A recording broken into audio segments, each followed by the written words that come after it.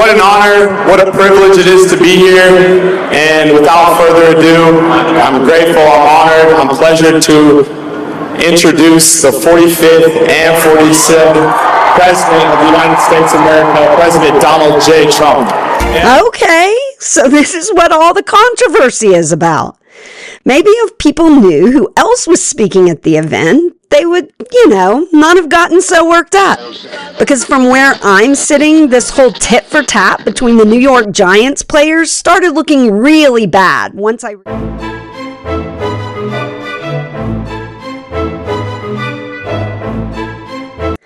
So here's what's gotten everyone bent out of shape. New York Giants linebacker Abdul clearly wasn't happy with his quarterback introducing Trump at this event. And people online lost their minds. Of course they did. What else is new? Everyone suddenly had to weigh in on whether Carter should have kept his mouth shut or whether Dart should have introduced Trump at all. To Carter's credit, he did post later on that he and quarterback Jaxson had settled things like men, but the online chatter was already out of control at that point. Sports media jumped in, political X jumped in, fans started fighting over whether athletes should even publicly support Trump at all.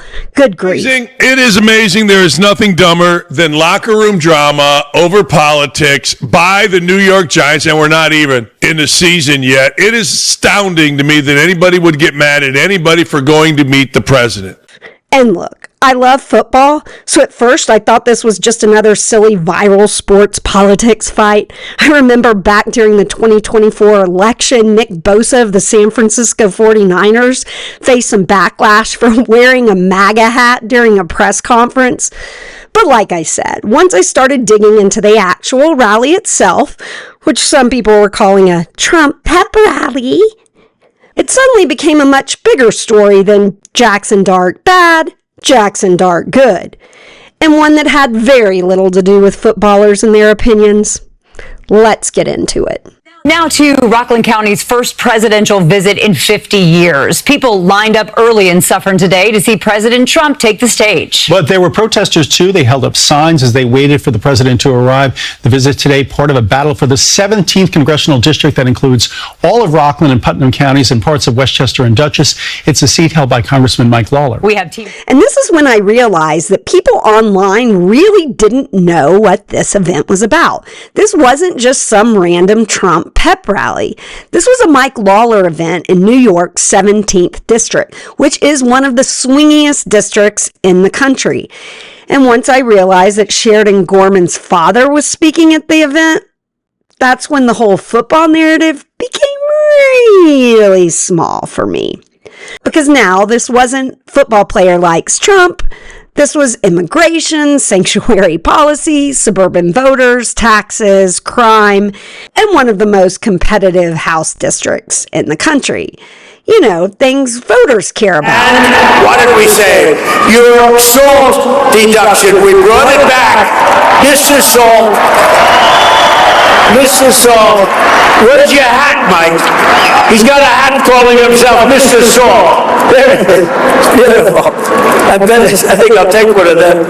But he didn't stop. This guy was a pain in the ass. It was terrible. He didn't stop. But he did. You're lucky to have him in this community, I can tell you. And honestly, this part fascinated me from a political standpoint because Trump is literally standing here joking with Lawler about how much Mike annoyed him over the salt taxes. And yet he still came to New York to campaign for him, and I think that matters because Lawler is not one of these Republicans who just blindly falls in line on every single thing. He clearly pushes his own district hard, and sometimes that means fighting for salt deductions.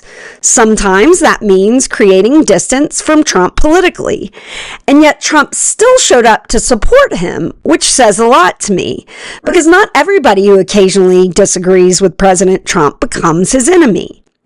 And that's because real swing district politics just don't work like that, especially in this district. a district that has 75,000 more Democrats than Republicans. It's definitely a purple district. Political reporter Marcia Kramer has that part of a story. Marcia? Well, Justin, Dick, to some it might seem that the strategy for Democrats seeking to unseat Mike Lawler is to tie him to President Trump, whose job approval rating has sunk to 37%, largely because of an unpopular war and the affordability crisis. But this is a complicated district, and experts say Democrats might want to tread lightly on the Trump issue. So I find it interesting right here where Democrats reportedly don't even want to make this particular House race about Trump. Because, that would be a pivot from their typical MO the last 10 plus years. Because nationally, Democrats seem to still believe that running against Trump works. At least that's what their actions tell me.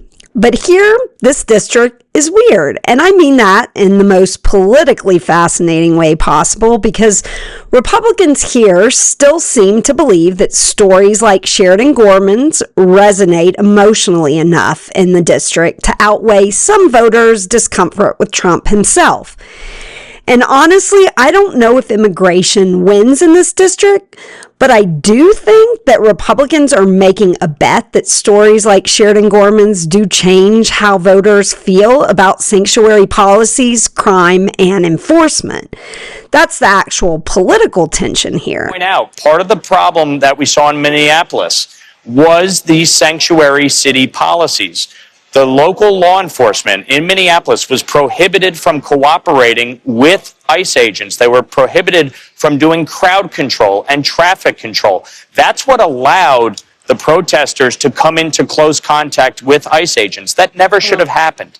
And so I think there's a balance that can be done here, that we address the problems in the immigration system, but also end ridiculous policies like sanctuary cities that do not make us safer, especially when they won't honor detainers on people who commit crimes under state law. That is a big fundamental problem. And culturally, this district doesn't really behave the way people online seem to assume it would either. There's actually a massive law enforcement and public service culture in this district. At one point I read there was something like 1 out of every 2 households that had somebody connected to military, police, corrections, or public service. Then you layer in suburban homeowners, commuter voters, moderates, salt tax people, and it becomes a very strange political mix, which is exactly why this race matters so much nationally. What this clip tells me is that Mike Lawler does pay attention to his district and the nuances of immigration policies. To the mothers of New York, to the mothers of Chicago, Rockland County, and our own beloved Westchester County, and all across this nation who have reached out, who have cried with us and prayed for us and stood with us. I just want to thank you from the bottom of every piece of my broken heart. I see you, I hear you, and I need you to please hear me. Remember Sharon's face. Remember her life. Remember the life she should have lived. And then stand with us. Not only in grief, but in action. Forget political party. Vote with your heart. Support leaders like President Trump, like Michael Lawler. This is not where I wanted to go. I'm starting to get choked up because of the angel mom. Angel moms get to me.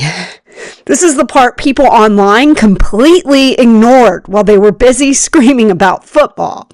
Because this wasn't some internet culture war moment for these parents. This was their daughter.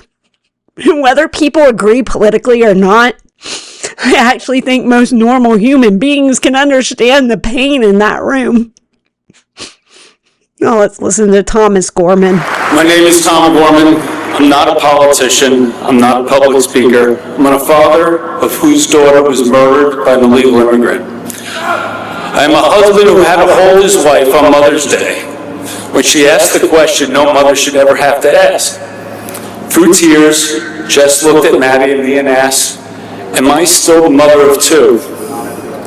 There's no answer big enough for that pain, no words, no comfort, no way to give back what was stolen from our family. All I could do was hold her and tell her the truth. Yes, Jess, you're still the mother of two, because Sheridan will always be our daughter. This is what failed policies have done to our family. And no family should have to become experts in immigration failures, release policies, warrants, sanctuary laws, enforcement breakdowns, because their daughter was killed by someone who should not have been here. After listening to Thomas Gorman speak, the football drama suddenly started to feel really small. Because now this wasn't sports outrage or viral political fights. This was a father trying to explain what happened to his family inside one of the most competitive congressional districts in America.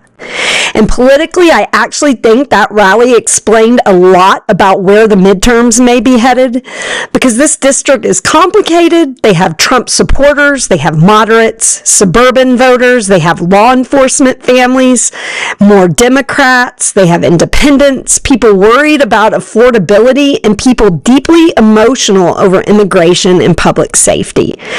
And somehow all of that collided at this rally in New York, and the internet reduced it to football player introduces Trump. Good grief.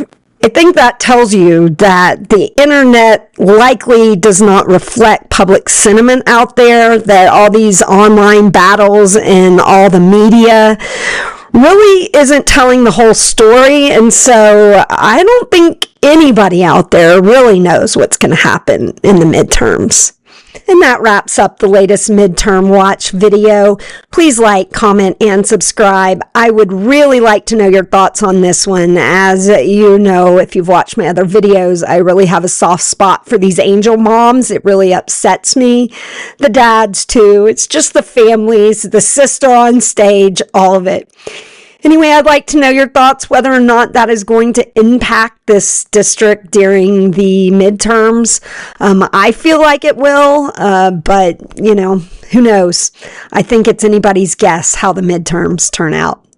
Anyway, I hope you have a blessed day. The Bleeding Heart MAGA, and I'm out.